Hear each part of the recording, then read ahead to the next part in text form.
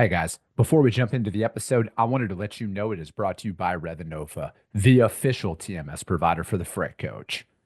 You guys, I've been a broker for a long time, and the tools that are at your disposal with Revinova help you eliminate bouncing between systems, which improves your accuracy when you are managing multiple tasks throughout your workday.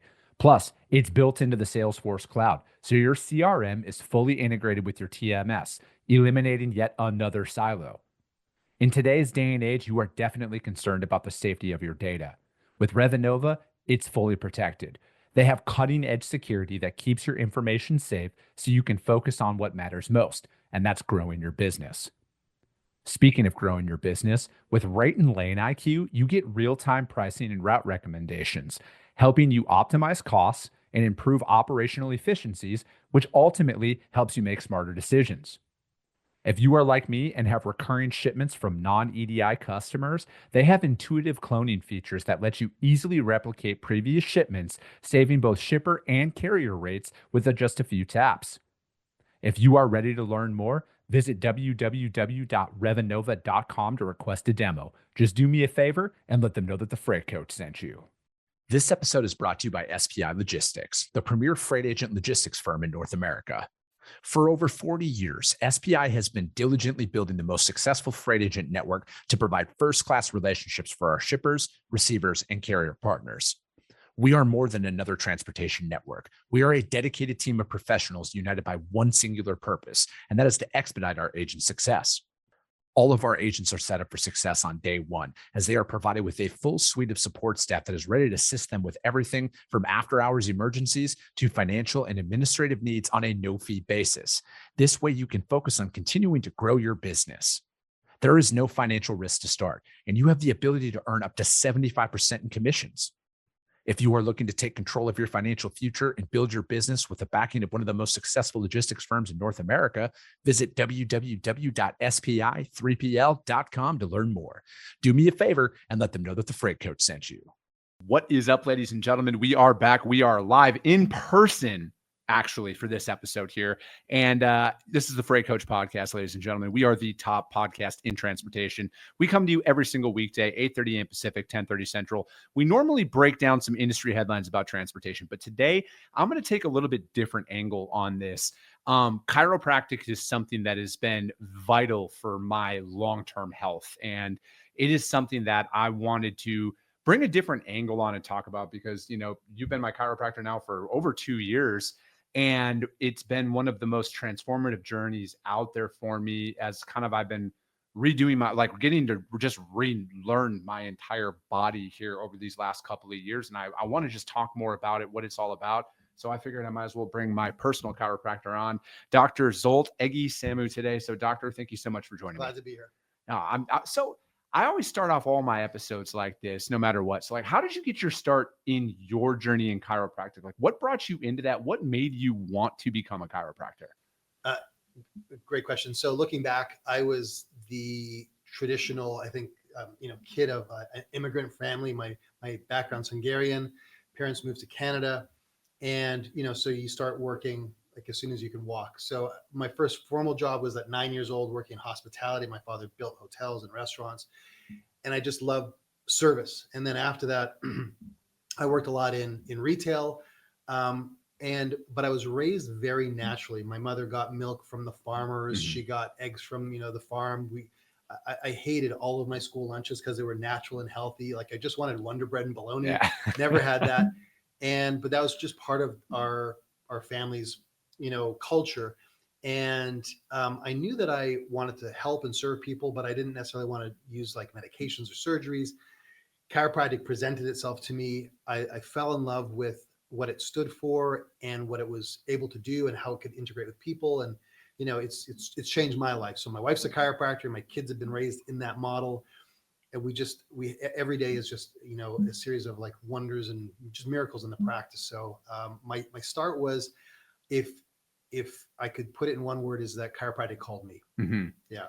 So what do you think, why does chiropractic get a bad rap out there? Is it because we've been so indoctrinated is the best word I can think of here, to be take pills. This is the only way of really approaching pain. So that's part. So great question. So pain is one thing. So chiropractic is great at getting people out of pain. Yeah. But chiropractic, again, in a word, is about function. Uh-huh.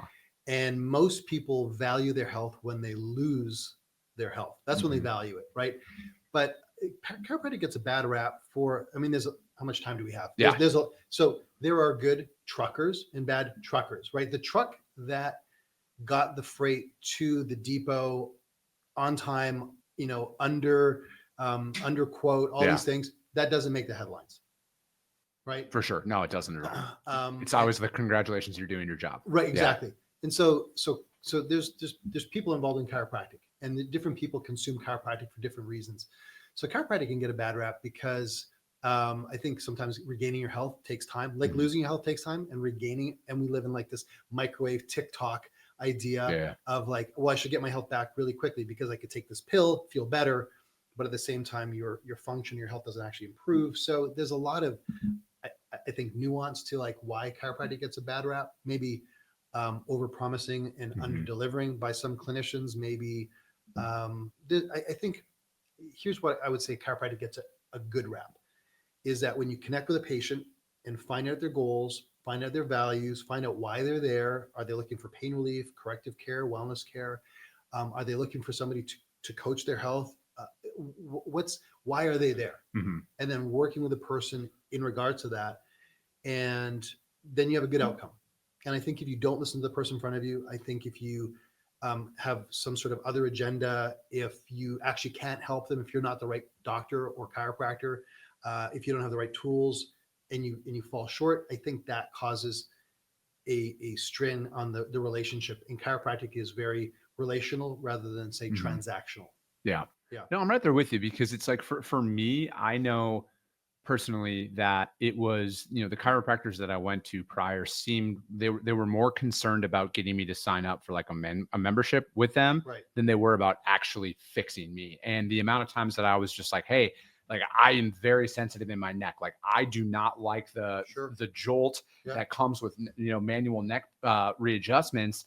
And it was like it kind of just went in one ear and out the other, it seemed. So it was almost like it built up an adverse reaction on me of like, I don't want to go in and see Well, anybody. you're not listening. Yeah. Yeah, I have these concerns and you're not listening. Yes. And so that you need that, and you need that that's very important for you. So like with that being said, like when somebody comes in there, like how do you, I know that this is like a case by case basis because everybody has varying degrees of pain and in what they're, like you're saying, like what do they want to actually get out of this? Right. What's a good first step that somebody can take? Because, if I go back and think about it, where I had 8 years of being in pain every single day. It was something with it was my back, it was my L4, now it's my L1 through my L5. But it was more of like, I don't know where to start, but this is what hurts. Right. And how do I go from there? So if somebody, and anybody that's listening, if somebody's looking for a chiropractor, these are the recommendations that I would give. Make sure that they're going to take X-rays of you. Mhm. It's kind of like telling a trucker, I want you to deliver this. The first thing they say, well, where am I going? Yeah. Like, so what's the route that we want to take? So what are their objectives? One of the biggest things that we do in the practice is find out why they're there. Now, again, superficially, you may say, well, I got back pain. Yeah. I get that. What's that back pain not allowing you to do? Well, I can't run. Okay, well, why is that important? I had a patient this morning. She said, I need to run. Why? Because I'm a teacher. Okay, but what running and teaching, I don't understand. Mhm. Why is that important? Well, because the kids make me crazy. I'm an English teacher that right now I'm teaching math. I'm stressed out of my mind. I'm teaching high school maths, Uh-huh. and they're not nice. And running for me was a way to like blow off steam. Okay. And she also described herself as a fiance. I said, well, do you and your husband run? Oh, yeah, we love to run together. So running is your only avenue to blow off steam. You love to do it with your husband, and you're getting married this fall. Because you can't run, you've gained weight, you can't blow off the steam, and now you can't spend time with your sweetheart. Yeah. And so the pain is, I said, listen, we're going to get you out of pain, but let's get you like happily married Mm-hmm. at your ideal dress size and all those other things, right? Yeah. And she's like, I've never thought about it like that. So really connecting with people and like, it's not just the superficial, I'm in pain. And so anybody that's listening, it's like, you want to find someone that's going to take an X-ray. They're going to listen to you. They're going to find why it matters. And anybody online here also, they have to acknowledge that there's 4 limiting resources, time, Hmm. money, energy, and focus. And you may say, listen, I'm all in. I got to get well. I'll do whatever you need to do. Money's not an option, but I'm on the road. Yeah. I'm on the road all the time. What can I do when I'm not here? Or what should my expectations be? So we want to make sure that we have clear, defined expectations and agreements on what I can do and what they can do, because chiropractic should never be done to you. It should be done with you. Yeah. And by the way, that's why you're such a great person, patient, member of the practice, because you do a lot on your own to get the results that you've gotten. Yeah.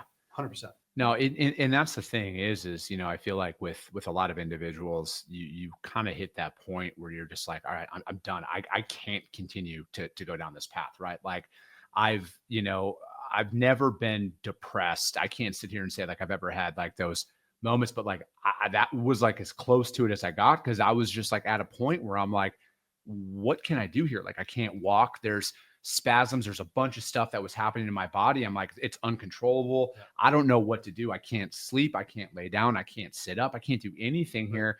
And then I'm thinking like, do I really want to continue for the next 40 years like this? Like, what are we going to do? And, for me, that's when it was kind of like, you could call it that rock bottom moment where I'm like, all right, I got to do anything and everything here. What is it that I can do? I'm like, I've been going to a chiropractor for, a little bit now. I'm like, what additional treatments can we do?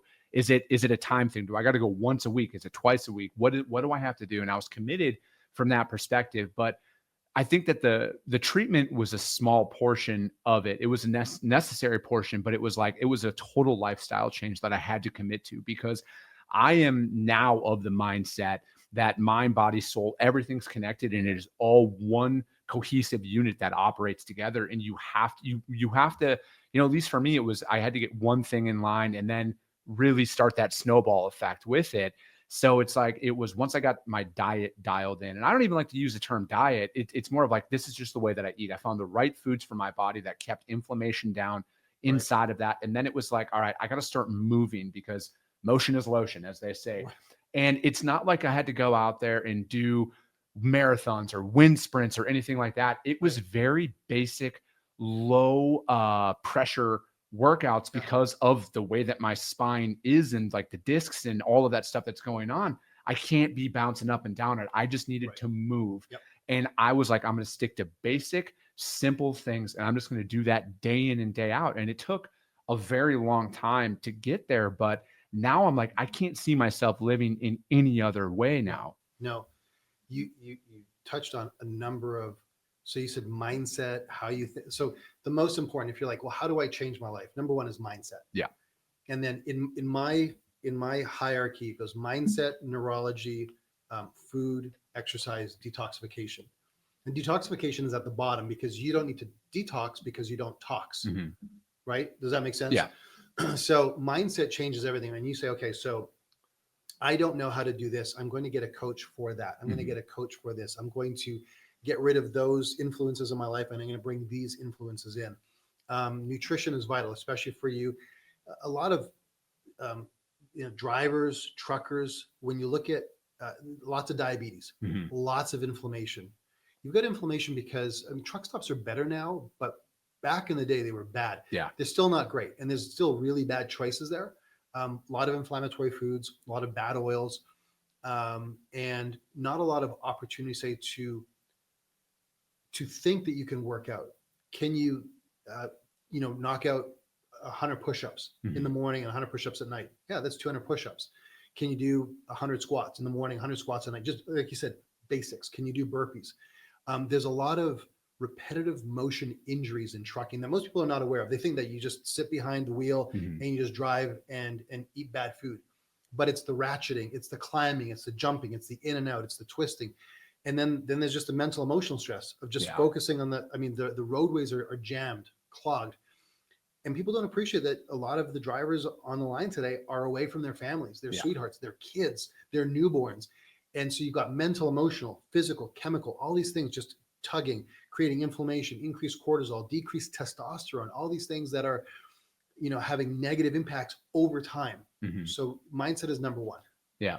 And that's, because it's like you are out there on the road and everything else. And there's a ton of different factors that play into it as well. Right. And I've noticed that even, for me, it's like some of the best stress relievers that are out there is just literally going for a walk. Like Yeah. even when I'm in the middle of my workday here, like fortunately where my office space is, there's a big parking lot. So it's like I can just do laps, and I will do that throughout the day. If I got 30 minutes in between calls or something like that, I'm going to rock out a couple of laps quick. And there's just something from that perspective. So it's like, I always want to think like what, drivers are out there, they're bouncing around, they're up and down throughout there, but for the most part, they are sitting for a long period of time. What are some like mobility stuff that, just because I feel like I look at it like, your back kind of pops when you move like that, but is there something that, inside of the confines of a sleeper cab that a guy or gal could do? So we were reflecting this morning, my wife and I were talking in the ride to work about all the drivers that we've taken care of. Mm-hmm. And again, we've taken care of the entire spectrum. Some of them, they have entire weight sets inside their cab. Yeah. So they're driving with arm and they're doing curls. Yeah. Okay. They're literally doing that. They get to the truck stop, bathroom breaks, they're doing squats. Like they're just all in. And you can tell, right? They pack a lunch. They have, like organic food. Here's the problem with your walk. You gave the walk example. You're in a beautiful area. How many times do you pass people on your walk when you're doing your walk? A decent amount. You do. Yeah. Okay. So there's more like a healthy community here. Yeah. I thought you were going to say nobody. Yeah. Because you're a little different. Yeah. Right? That's true. And so the problem is that what's easy to do is easy not to do. Yes. It's super easy to eat a green apple, and it's super easy to eat a Twinkie. Yeah. And they're both as easy. So things that you can do in a cab, squats next to it, push-ups next to it. You can do, is there a place that you could do chin-ups? Maybe. TRX, like those straps. Yep. Super easy. Elastic cabling. That's going to be for strength and stability. If you're looking at, say, reducing or eliminating diabetes or inflammation or losing weight, 80% of that is nutrition. Yeah. Right. And that's just going to be choices. A lot of times people don't know what to eat. So just really like reducing grains, inflammatory foods, sugars, things like energy drinks. I remember back, you go to a truck stop, there was coffee. What else was there? Iced tea, Coca-Cola products, maybe. Now there's like Monster drinks, and sports drinks.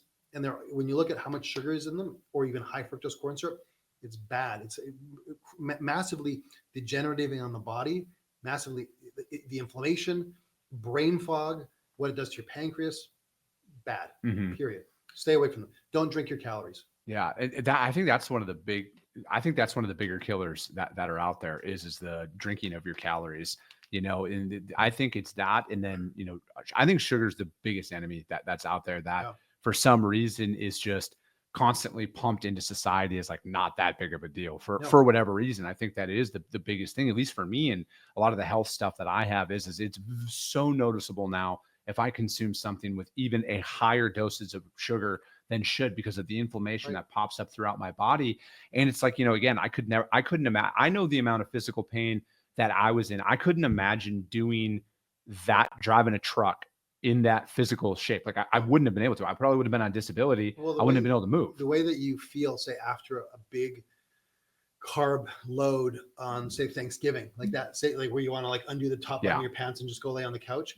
Most people are driving around feeling like brain fog, depressed, bloated, their guts are killing them, and they don't know that there's a way out. And then you look at things like Monster and Red Bull and what else? I mean, every company now has a drink, and they're no longer they're a lifestyle drink because it comes with a whole lifestyle behind it. If you drink, this is who you are. Yeah.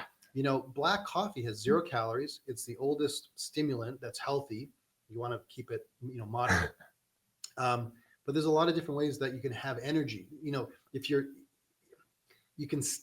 the sugar's stealing your energy, period. Stealing, period. And causing inflammation. It's shortening your ability to do what you do. How important is it for people? Is there a certain age that going to see a chiropractor on maybe it's just a monthly basis to start or something like that? Is it more related to your activity level, or is it job level, or is there just a certain age where you've come to see over your career, like, hey, around 30, it's beneficial to go in and get checked out at that point? So this comes back to the question you asked. So like, how do you maybe find a chiropractor? Yeah. So it depends on what you do. So the pro athletes that we take care of require a different kind of care. The high school athletes that we take care of require a different kind of care. The university students require different care than the babies that we see. Mm-hmm. It also depends on what's your symptom, like what symptoms do you have, and what's the outcomes that you want. So really, again, I have to sit down and listen to what you want so that we can determine based on your X-rays, your exam, your goals, what is it that you want to do, right? It's kind of like when you do a quote on freight. Yeah. What does it depend on? Where is it going? Weather, I mean, everything. So now I adjusted both my kids before I cut the umbilical cord. Oh, wow. If that gives you insight into like how the question is, how important is your nervous system? Yeah. It's everything. Yeah. It controls everything. So how much do you want to protect it with everything? When I was, my family moved to Vancouver and I was 6. We had friends coming over. And so I thought I'm going to wash my dad's car. Mm-hmm. I loved cars. I love, like all that, I just love taking care of cars. And it was this beautiful orange, sports car. And so I washed it and vacuumed it and I filled it up for him to make sure that it was like ready to go. And, and then my dad just gave him the keys to his friend and the guy made it to the end of the block and the car died. And the question you should be asking is, wait, you're 6 years old, washing and vacuuming the car. I get that, but how did you fill it up? Well, I didn't know. I would just see people go to the gas station, put a hose into the tank and fill it up. And so I did the same thing at home. I put it in there, turned it on, let the thing run for like half an hour. So I'm sure that I just got all the gas out of the tank. And they got to the end of the street and the whole engine seized up because I put the wrong fuel in the car. Uh-huh. So when you put the wrong fuel in your body, what happens? It seizes up, gums up. Very true. Reduces its lifespan. Engine is cooked, and that's exactly what happened to the car. So when we realize that this is a machine, mm-hmm. okay, a self-healing, self-regulating machine that requires more than just inputs. We need other things, but we got to take care of this. But a lot of us take better care of our vehicles, our trucks, our homes. We take better care of it than our physical body. Yeah. And so it requires an understanding of, so when should you start taking care of your nervous system?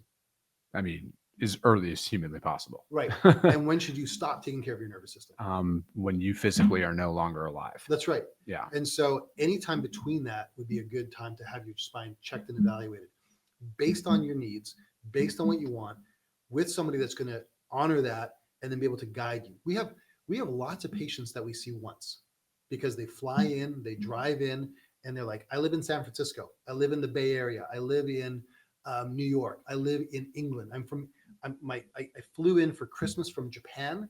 My family says, you have to get x-rays and an evaluation done.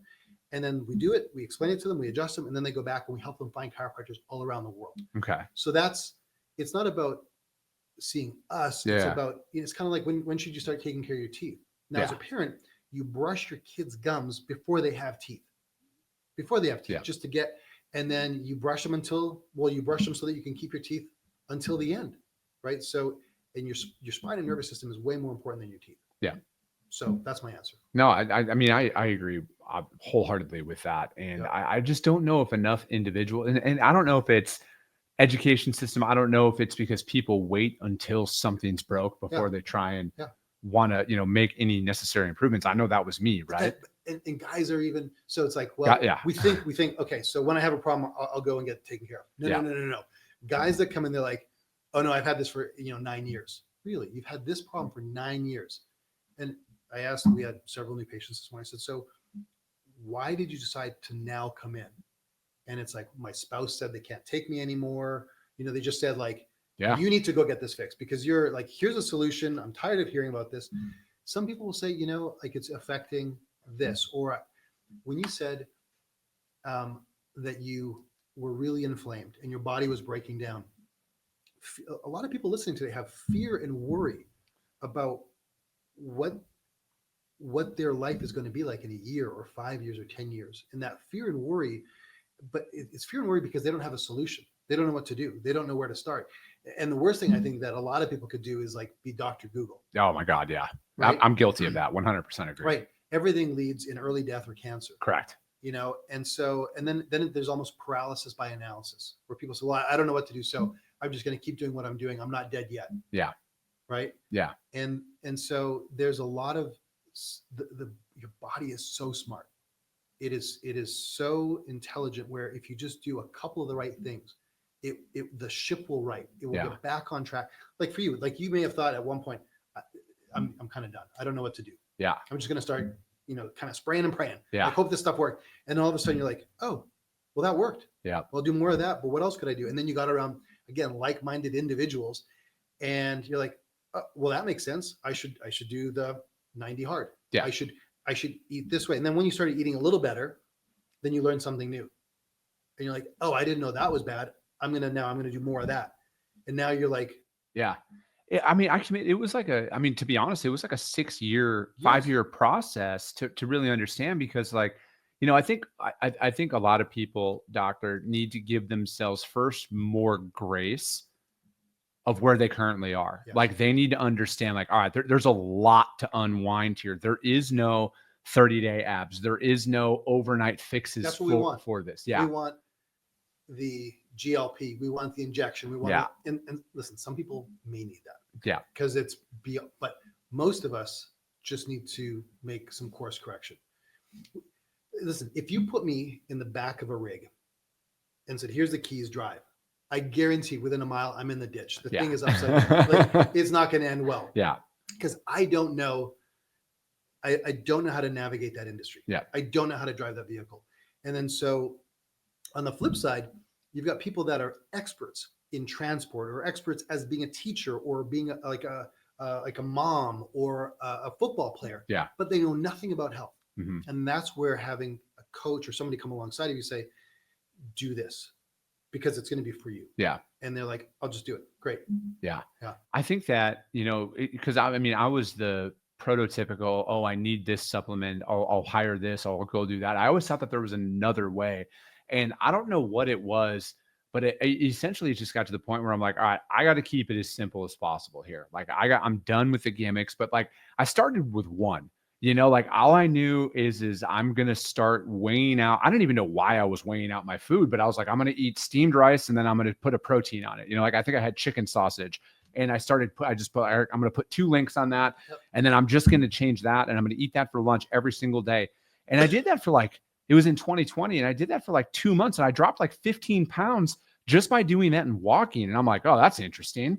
And then it was on to the next one and it was a slow and steady approach. Right. And then it was, in time is where I got it very dialed in to where it's like, okay, now I know what I actually need to eat. And what I eat now is like the polar opposite of what every health expert out there is going to say. Right. I eat whole eggs every single morning. I eat ground beef. I eat potatoes. I eat rice. I eat a lot of stuff that most people are going to say. Sounds like food. Yeah. Like you eat food. And that's exactly it. Is I found it because the more and more of the self-research that I did on things, I'm like, wait a second.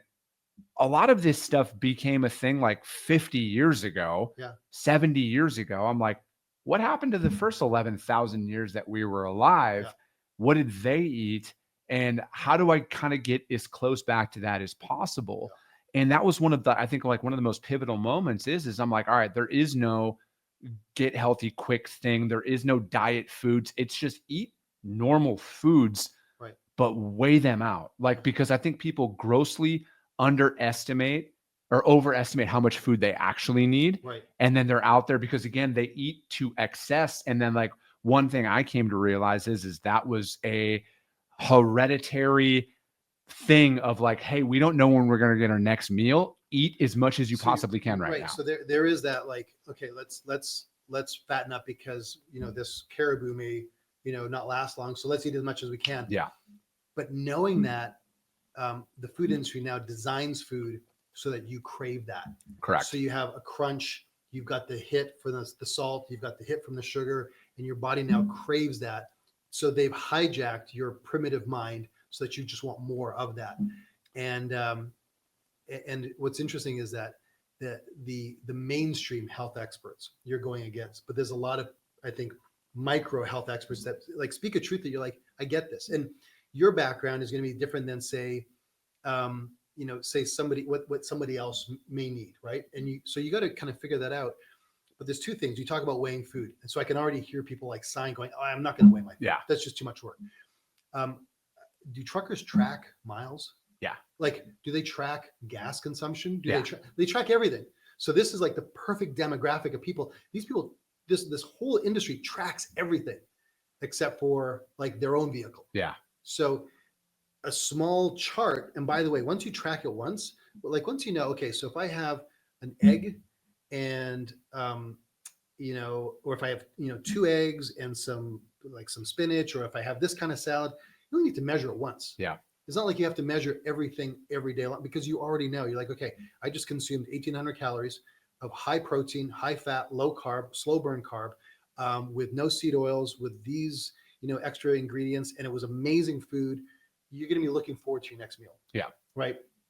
Food should be exciting. It should be nourishing. It should be healthful. It should be, proper fuel. And then once you do it for a couple of weeks, it's just the rest of your life. Yeah. You just don't go back. Yeah. No, I'm right there right now. Or sometimes you do go back. Yeah. Sometimes, I haven't had McDonald's in 25, 30 years, maybe 30 years. And now I know if I wanted to, I could. Yeah. If I super missed it, I could. And so if you eat clean and you decided you're going to go like off the rails for a weekend and say, I'm just going to eat whatever I want, how would you feel? I mean, I know how I do it, because still to this day, I feel like garbage. Garbage. It doesn't, like, what's crazy. But you have the option. Yeah. You're like, I could still do it. Yeah. Like, I'm not saying no. I'm just saying I'm going to eat like this and just kind of just see what it's like. And then if I want to go to that burger place and get 2 burgers and a thing of fries and a milkshake, your body, once it's clean, will immediately tell you just messed up. Yeah, you done messed up. And it's so apparent now. Like, it's like within like an hour now of eating, I can start feeling it. Yep. And, for me, it was more of like, I guess for me, and I don't know if everybody's like this or not, it's like it's an all or nothing thing, where it's like after a while, I don't want to feel like that anymore, because again, I know it affects my performance overall. I know it affects my marriage. It affects being a dad. It affects owning my company, running. Everything's affected by it. So I'm just kind of like, and I was your prototypical, like, oh, that's not for me, or, it doesn't matter. It is, like it takes a couple of hard conversations initially. And then I think like the biggest thing is you really just got to break everything down day by day. I am your prototypical overthinker about everything, thinking there's an easier way. And it just, like, when I completed the Live Hard program, that, like, when I was done with it, and then I finished up a book called Beyond Entrepreneurship 2.0, where that's where it all just like clicked for me. I'm like, you got to stop worrying about tomorrow. I got to stop worrying about later tonight. I just got to worry about right now. Yeah. And it's like, it's that next step. So it's like, I feel like health is always that thing that everybody always says, I want to improve, but it's not for me. Right. And I feel like now it's like, especially with me, I'm going to be 39 in a couple of months. I know some people are going to hear that and be like, oh, you're still a baby, but I'm not at the end of the day either. Like, it takes me a lot longer to recover and everything else. I just want people to realize like there is a whole other alternative to this. Like, I was talking to a buddy of mine here a couple of weeks back, because, I've been sober for over 2 years now. And thank you. And he's like, man, he's like, how do you do it? Like, I feel like I'm gonna, not have any friends. And he was going through all these things. I'm like, those are very real concerns. But here's another thing to think about. There's a whole group of people out there who are really good people, who don't party, who don't do anything, that are active, right, that are doing this. So it's like, you're kind of stuck in your ways. And again, that's why I said you just got to start with one area and just focus on that for a little bit until you start to realize like, hey, this is a routine now. Right. There is no, I don't have to psych myself up. It's the discipline aspect of this all, where it's like, yesterday was Monday. I was not, and people rely on motivation all the time, right? I was fucking the opposite of motivated yesterday for everything. But guess what? I've been doing the same stuff for so long. I did everything that it was required, that I set out for that myself for that day. But again, that's 5 years of working on it to get to that point. You realize that nobody's coming to say it. Oh my God. Yeah. No, that's the truth. Nobody's, knocking on your door saying, did you get it done? Yeah. If you don't get it done, you don't eat. If you don't get it done, the needle does not move. Especially as an entrepreneur. Right. It's a life sentence. Yeah. And so as an entrepreneur, I think you and I talked about this, where sometimes you get so wrapped up in work or providing or taking care of other people that you are the one that struggles and suffers. Yeah. It's like, well, I got to go do this. I can either work out now or cook a meal or do or journal, all those things, or I can go write this report, do this quote, train my team, make those phone calls. I'll just do this. And that's why a lot of entrepreneurs also really struggle with their health. And so, but as a driver, man, there's a lot. I mean, it's like you are a solo business person all the time. Yeah. You touched on the idea of alcohol, which is, when we do our nutrition plans for a lot of people, they're like, well, what about booze? Like it's a question that comes up all the time. And people don't realize that they don't really like wine. They like the feeling. Yes. 100%. Right. They're and if you don't drink for a day, I might lose my friends, but you might not. Yeah. You can always listen. If you said, I'm not drinking anymore, and there's like a lot of things that are they're in style, like dry January. Yeah. Just tell your friends dry January. Yeah. Tell your friends you're pregnant. I don't tell them something, but give them an excuse of like why you're choosing not to drink. And if you're like, I really enjoy it, or I can handle it, or whatever, you can go back to it. If you really like burgers and fries, you can go back to it. But give yourself the break and see how your life transforms of changing food, nutrition, ideas. And after a week, you're like, I never want to go back there. Yeah. There's things that I just never want to do again. No, I'm right there with you. And I think that, for me, having those, addictive traits and tendencies, and I think everybody has it to a certain varying degree, right? I think, yes, as entrepreneurs, we are addicted to a lot of things. Yeah. But like, there's a way to channel it, right? Like you can channel it to move your life forward in the right way. And, now it's like my addiction is how do I become the absolute best version of myself in every best dad, best husband, best business person, best, podcast, best coach, best version of yourself. Like, you channeled it. And I feel like and it all just starts with some small things, right? And I think like, going and seeing you on it's bi-weekly now because like you just got me on the right path where it's like, hey, every 2 weeks come in, we do the adjustments. You're doing so much work on your own. Yeah, it is. And there's a lot of stuff outside of it because it is that total commitment. But, it's like going in and seeing you, it was like knowing that like, holy shit, like if I thought I had pain down in my ankle, it was actually because there was a disc in my neck was bulged or something like that. And just those little things. And it was like the amount of relief that I would feel by coming in and again, it was all about those little small steps along there. Instead of going and saying like, how do I accomplish everything overnight? It was like, all right, how do I just get a little bit better with this? And to me, I feel like chiropractic treatment is the most overlooked alternative to where most people I think need to start, because I feel like if you can get like you said, your nervous system, your spine, all of that, if you can start getting that aligned, what you're going to start to realize is well, I'm way more mobile than I thought I was. Right. And then I have way less pain in my body in other areas because again, you sit there and you think like, oh, my knee hurts. It's got to be something in my knee. Well, again, I'm not a doctor, but maybe it's your low back. Maybe it's your mid back. Right. Maybe it's something compressing it and it's a nerve. But let's get rid of the maybe and just go, okay, so this is what we need. Yeah. You do a lot of work. And that's where like in this whole journey that you're on, you're the hero.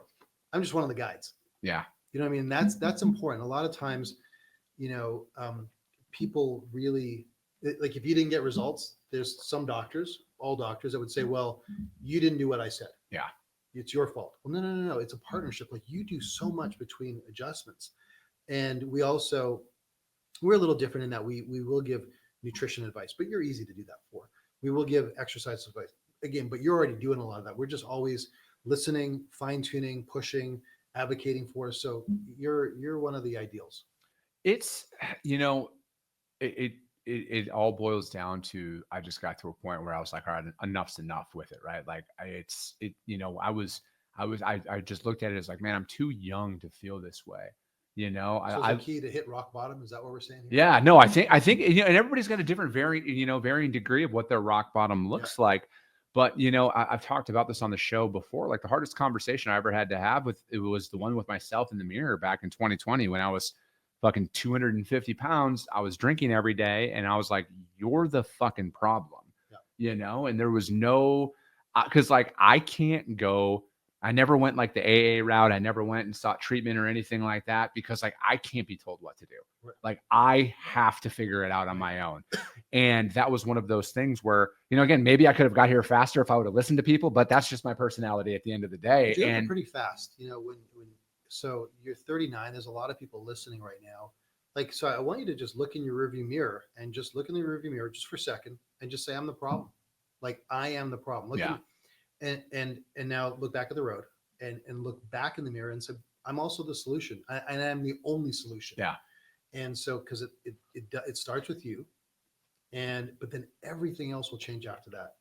It's really our choices. It's us. Yeah. That's it. So you're the solution. That's it. I think what you'll come to realize is in a very, very short amount of time, you realize that your body is a lot more resistant and it's a lot more adaptable to change. It's actually, it's crazy. It's all at once. I don't think people actually understand. I don't even think scientists understand how resilient the human body truly is. I mean, what on earth fixes itself? Like what else besides the body fixes itself? Right. Comes from two cells. Yeah. Grows into this baby. This baby grows up. It's driving a truck. It's sitting here. Yeah. Like this, it's amazing. Digests food, assimilates, makes a heart. Your heart, every 9 months, you have a new heart. It's a pump. Like think about anybody that's had to replace a pump in their vehicle. This thing here, it lasts 120 years. It's always rebuilding itself. That's wild. We've got these air filters called lungs, right? We've got this windshield called our eyes, right? We've got it's amazing. Like we have senses, we've got consciousness. I don't know anything else in the universe that's like that. No, it's true. It is an amazing thing. Doctor. And we ram garbage into this and wonder why it malfunctions. We abuse the heck out of it. We wonder why it malfunctions. And so if we just take some of those things away, it's just like planting a seed and it will grow into this beautiful life, which is what you are experiencing right now, which at one point you thought maybe was impossible. Yeah. And now you're like, guys, I went through this journey. It's possible. Just do this. And I'll even say, we're right off the 202 in Arizona. You want to pull your rig in next to our office and jump in, like we'll accommodate you. We've got truck parking if you need it. Yeah. You guys got plenty of room out there. And that's the thing. We'll also find you wherever you are. We've got people all over North America that we can send you to. And I think that's key, right? Is with you, at least with you guys, like you can just tell that you guys actually want to help, right? Like everybody inside of your entire office, they just want to help at the end of the day. Yeah.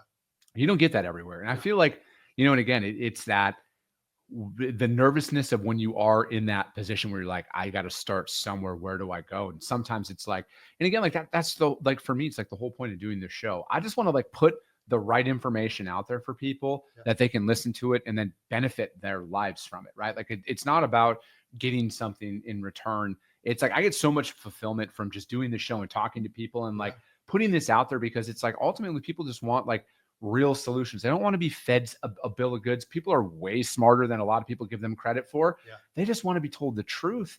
And it's like, that's what I love about going in there is like, you've never once oversold what it is. It was always about how do we get you better? And that was the main focus the whole time. So I can't thank you guys enough for that. It's a pleasure. It's actually a pleasure taking care of you. So. No, I love it. Well, Doctor, thank you so much for joining me here today. Thank you for having me. I appreciate it. And by all means, you guys, we're going to put his contact information in the show notes. Reach out to them. Even if you guys just have questions about where do you start? Maybe you live on the other side of the country. We're on the West Coast. Maybe you live in North Carolina, wherever it is.